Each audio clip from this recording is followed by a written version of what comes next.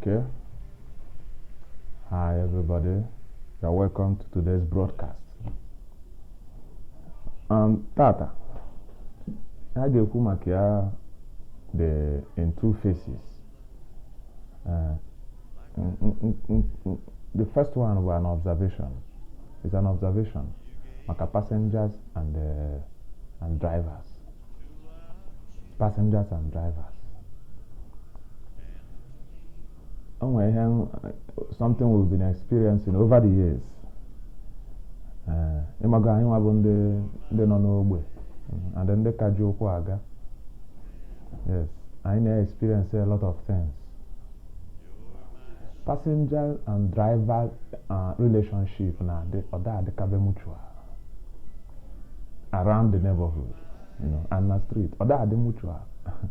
And I actually address this thing ka I pass here. It's a liberation channel. Ka I dozo the society. We want to rearrange the society. We want to fix the society. The other day, I'm na a bus. I got somewhere. The bus was just two passengers, and a mini bus. And this, one person near and more. The other person is now a ginger the driver. You go down from the bus. Let's move, driver, let's move, not the officer. You see? And most times, passengers may feel they have their right. So, and often you think critically, often you reason on this thing well. Before that, now you will follow suit. It's not the best. Now, let's say, often you have an appointment by say 10 a.m. I think you need to say 1 hour or 2 hours before that time. That is the normal thing to do, or that is the ethical thing to do. Because you want to meet your business or you want to meet an appointment, excuse me, the driver not his own business area. That is his business, and don't wear family. Nobody no more family. Don't wear other responsibilities on our sort with that business. So that excess hurrying at the Kaberama, let's spread this, because most times I in our channel our right. Driver move. Oburo phone from Obiago to Alaba. In 100 naira. Fuel we go to that movement or drop. Or chata. A public bus, mass transit. Therefore, ought to see go put something. So let's spread this news and be considerate. Can I consider one another? Often all the girls say so like that. Maybe like in African time. It is a very big problem in Africa. That is why we don't know anything. Get a mother with an appointment by 10 o'clock in Africa 9:30. And you want to meet up, and then you draw your car, and you be Ababa. You know how the traffic is here. You forget in Ababa traffic in the Ebu, Biago or the Ebu. In fact, the whole of Enugu State traffic Therefore, in order to consider ourselves, don't hurry drivers unnecessarily.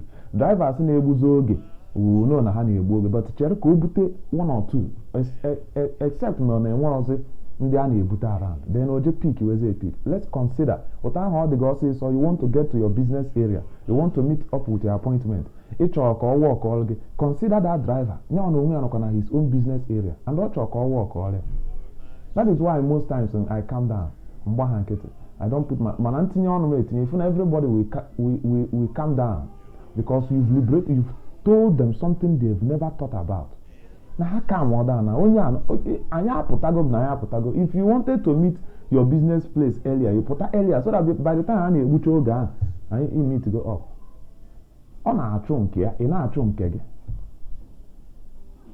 It is not a license for Igbo. In fact, no driver wants to waste time because so let's love. The society first. Then every other thing comes after that. You forget. So, and again, on the side of the drivers, how they feel is it that now every passenger na abata na motor gauge really change. It is a diabolic move and thinking. That is your business. So, in a one that na HAJ got in here as a driver, in age really change. And HAJ about fuel in a filling station, in age really the exact amount of fuel, the equivalent in nego. Yeah? On a bill with ego, is a filling station, generator change. Oh, why not ego exactly ego fuel? So when you want to go and buy a pure water, in age really the actual amount, or when you want to go and buy other things, this is your business. You must take it serious. And in buying any motor, I always say these things. But the driver can. It's a only change. It's not a very nice business ideology. It's not very nice. So there should be a way it gets in a make up change. It gets in a gather some kind of change before it ended the business of that day. Maka the following day. The passengers too, they are trying. But sometimes if you know how they go cowed, how they go intimidated so much because now the driver is gonna shout, "Ijikwe change, Ijikwe change." You see this problem. If we often out as a union come together and find a way of assessing this change. Because there are so much problem in the society. So that we must build love. In as much as I know our passengers then you too should, should reciprocate these things. Consideration. Buy a bus from a particular place to a particular destination. The cost of 100 naira. It's imagine 500 naira. And the extra 100 naira before I make that trip. When you work to say 1,000 naira, I can age then they produce 5,000 naira because the higher the denomination, the more popular. Now be at their print. There was a time the ATM dispenses 200 naira, 100 naira. These days, I got go Ghana 100 naira notes to bills. 1,000 naira, sorry. They go in happy now. No, but not drawn 1,000 stores. Now I'm dispensing. So you must consider that na people more of heavier denominations. So it is left for you guys to source for this change and help us. Can you help? Oh my! If you change, we have a problem, and it can go me here. If we got drivers and passenger relationship should be mutual. If we get because all offer and acceptance. So can you marry guys here near? Can I go and the other time? If we go, the young lady and the conductor, they tore themselves into pieces. Maka the issue of change. The conductor could not near her change. I say I'm not getting ready. I say I'm not from the change. No, I don't. I from the change. You have to share the money. You can imagine.